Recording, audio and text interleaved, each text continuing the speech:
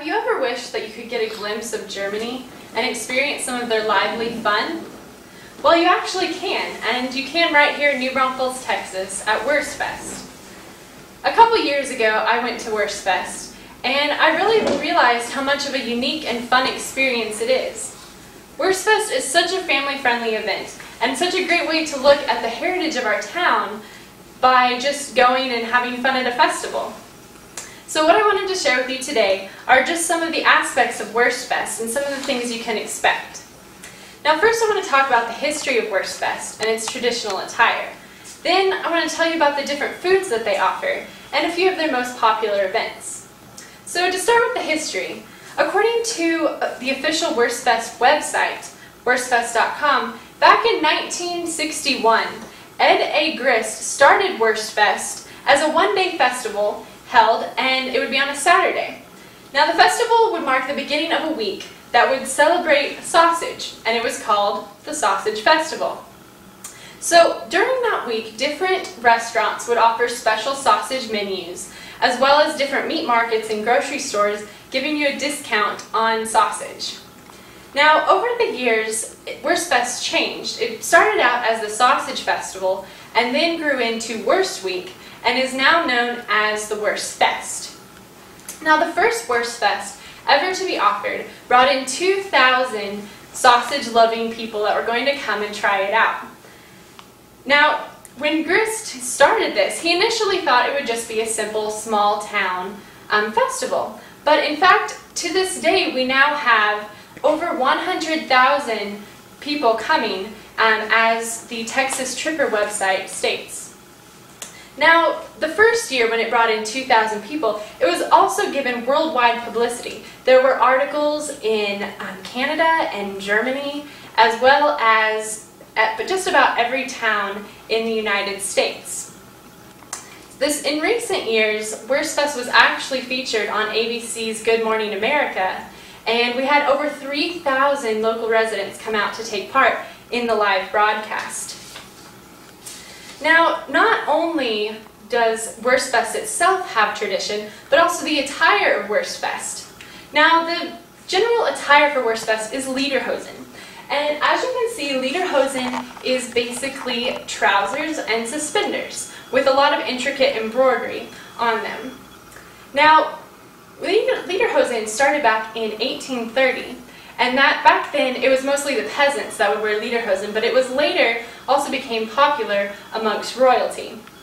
So with the different embroidery, the embroidery actually distinguishes different regions of the area. And so you have your own particular region with your own particular embroidery. So people would actually become very proud of their lederhosen, and much in the same way that we may become proud of a local school and wear a hat or a t-shirt to represent them.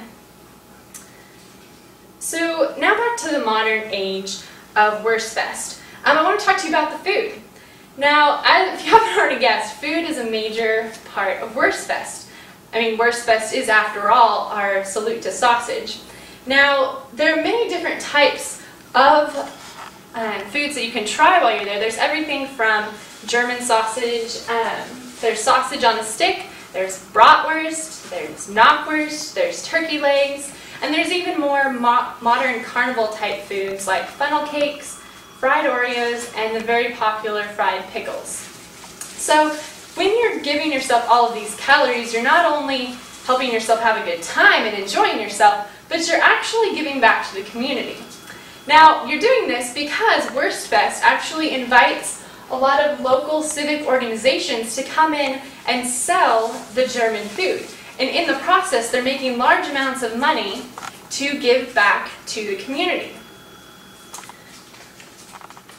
Now, after you find yourself a delicious snack, I would suggest that you go and enjoy some of the music. Music is a major part of Wurstfest. They have multiple bands going in different locations across the festival, almost going constantly. They have everything from polka, waltz, they have people playing cowbells, as well as accordions. And so they have bands everywhere from Oma and Umpa's band to my favorite, the Sauerkrauts. And so there's a wide variety of music that you can choose from and go and enjoy there. Now, to go along with the music, there's also a lot of dancing. They have everything from polka dances, waltz, as I said, and some of the main events actually are dance contests. So they have a waltz contest and a polka contest, which are their two main dance contests. However, to dance, you do not have to be entered in a contest. They're open, the dance floor is open to whoever would like to join, and generally they are full of people wanting to just get out there and have some fun, trying their hand at polka or the waltz, possibly the two-step, and even the famous chicken dance. So, with all of the opportunities that Wurstfest offers, no matter who you are, you're bound to find something that you enjoy. So, from my experience with Wurstfest and how much fun it can be, I would, if you're free, this year, October 29th through November 7th is going to be this year's Wurstfest. So I would encourage you to go out and try it. It's a lot of fun and a great way to just take a step back into another culture and have a lot of fun at the same time. Thank you.